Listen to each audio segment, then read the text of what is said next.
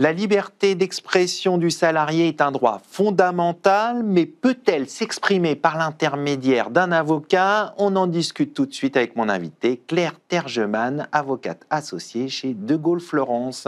Claire, bonjour. Bonjour. Alors, on va parler ensemble de la liberté d'expression du salarié au travers d'une jurisprudence et voir si elle peut s'exprimer par l'intermédiaire d'un avocat. Mais tout d'abord, on va rappeler un peu le cadre juridique de la liberté d'expression. En quoi la liberté d'expression du salarié constitue-t-elle un droit fondamental dans l'entreprise ? Alors, en fait, le salarié jouit dans l'entreprise et hors de l'entreprise donc de la liberté d'expression. Comme vous venez de le rappeler, cette liberté d'expression est un droit fondamental qui va permettre aux salariés d'exprimer ses opinions ou bien de partager ses impressions sur l'organisation, le fonctionnement de l'entreprise. Néanmoins, ces propos ne doivent pas caractériser un abus. Et faute de cela, l'employeur pourrait licencier un salarié en cas de propos qui seraient abusifs. Alors, comment est-ce que la jurisprudence caractérise cette notion d'abus ? Bien, il y a plusieurs indices. Il faut tout d'abord regarder le contenu de ces propos, le contexte également dans lequel les propos ont pu être tenus par le salarié, également la publicité que le salarié va faire de ces propos.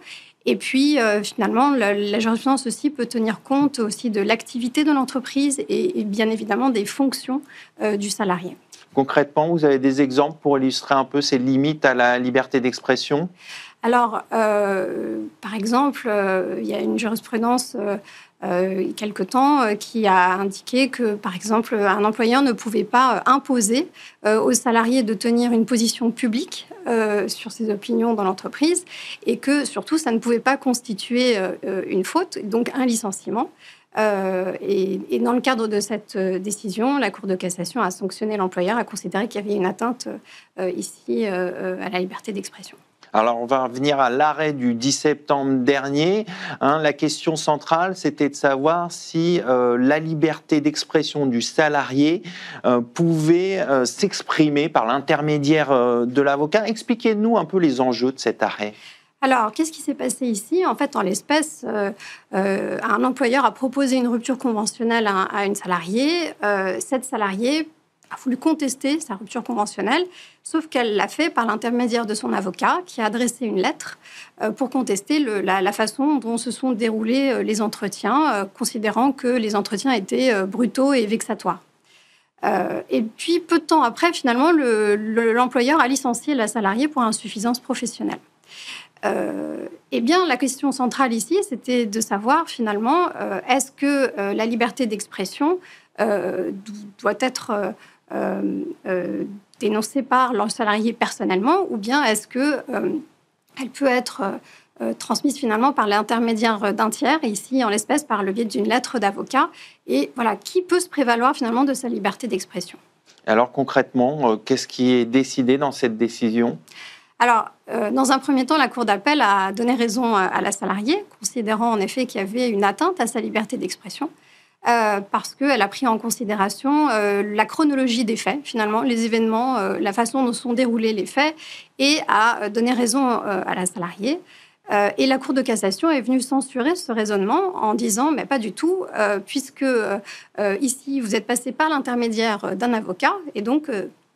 ce n'est pas une liberté, ce n'est pas votre liberté d'expression et vous auriez dû finalement la transmettre à titre personnel et pas par l'intermédiaire d'un tiers. » Donc concrètement, dès lors que c'est un tiers qui exprime la parole du salarié, ce n'est pas la liberté d'expression du salarié lui-même, c'est un peu ça la distinction ? Exactement. La Cour de cassation considère ici que finalement c'est au salarié lui-même, à titre personnel, d'exprimer ses opinions, d'exprimer sa critique, Et ça ne peut pas être fait par l'intermédiaire d'un tiers, que ce soit un avocat ou quelqu'un d'autre. On pourrait imaginer un représentant du personnel ou un collègue qui prendrait la défense de ce salarié.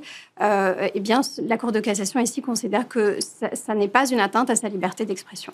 Est-ce que malgré tout, le salarié peut lui-même user de sa liberté d'expression dans un contexte de rupture conventionnelle ou de licenciement ? Alors oui, si c'est à titre personnel, si c'est lui directement qui exprime ses opinions et qui conteste finalement la décision de l'employeur, eh bien ici, en tout cas depuis cette décision de la Cour de cassation, on peut considérer que c'est tout à fait possible de pouvoir procéder à cette contestation. Donc là, en l'espèce, il aurait dû lui-même prendre la plume plutôt que de faire cette lettre par son avocat. Exactement, tout à fait. Par contre, il peut bien sûr se cadrer avant juridiquement avec son avocat, j'imagine. Bien sûr, et là, dans ce cadre, il y a 2 points, je pense, à retenir, 2 éléments. En fait, le salarié, pour contester une telle décision, et faire valoir qu'il y a une atteinte à sa liberté d'expression, il y a 2 possibilités. Soit, c'est de démontrer que l'exercice de sa liberté d'expression ne revêt pas un caractère abusif. Alors qu'est-ce qu'on entend par abusif ici ? Eh bien, il faut que les propos ne caractérisent pas une intention de nuire, par exemple à l'employeur, à l'entreprise. Ça veut dire quoi, intention de nuire ? Par exemple, aller indiquer que le dirigeant est un menteur, est un voleur. D'accord. Enfin voilà, on comprend. Ce sont des illustrations qui ont été énoncées par la jurisprudence. Autre indice, c'est de considérer que on ne porte pas une atteinte aussi à la réputation, de l'employeur. Ce type d'exemples qui peuvent démontrer qu'il n'y a pas de propos abusifs.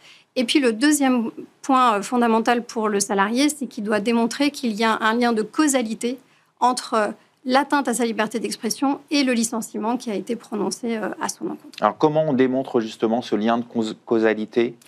Alors, ce lien de causalité, il va être démontré finalement par montrer qu'il y a une atteinte, que ces propos qu'il a tenus n'ont pas été considérés comme abusifs et qu'il était finalement dans son bon droit et qu'il respectait bien le périmètre de la liberté d'expression. Pour finir, si on revient sur les enseignements de l'arrêt, pour vous, qu'est-ce qu'il faut retenir de cette jurisprudence sur la liberté d'expression ? Qu'est-ce qu'elle apporte en plus ? Alors, à mon sens, il y a 2 points qui pourraient attirer notre attention. Le premier, je pense que vous l'avez bien compris, et c'est vraiment la portée de cet arrêt, c'est de rappeler qu'il appartient aux salariés d'exprimer ses opinions à titre personnel et non pas de passer par l'intermédiaire d'un avocat ou d'un autre tiers. Et le deuxième point qu'on a peut-être moins évoqué, mais qui est tout aussi important, ça porte sur la réparation, la question de la réparation. Ici, la Cour de cassation a considéré que le salarié n'avait pas, que le licenciement n'avait pas été vexatoire et brutal, et donc le salarié n'avait pas la possibilité d'obtenir des dommages-intérêts sur le fondement de l'atteinte à la liberté d'expression, et que dès lors que le salarié n'est pas en mesure de démontrer un comportement fautif de l'employeur et distinct finalement du licenciement, il ne peut pas percevoir des dommages-intérêts. Il peut uniquement éventuellement obtenir des dommages-intérêts ou une indemnité pour licenciement sans cause réelle et sérieuse. Et ça, c'est un point qui est important parce que finalement, la Cour de cassation, ici par cet arrêt, a voulu aussi démontrer que c'est pas si facile que ça de contourner les règles du barème Macron et qu'il faut bien démontrer les critères soit d'une nullité de la rupture du contrat de travail, soit évidemment le lien de causalité entre l'atteinte à la liberté d'expression et le licenciement du salarié. On va conclure là-dessus. Merci Claire Tergemade. Je rappelle que vous êtes associée chez De Gaulle Florence. Merci beaucoup.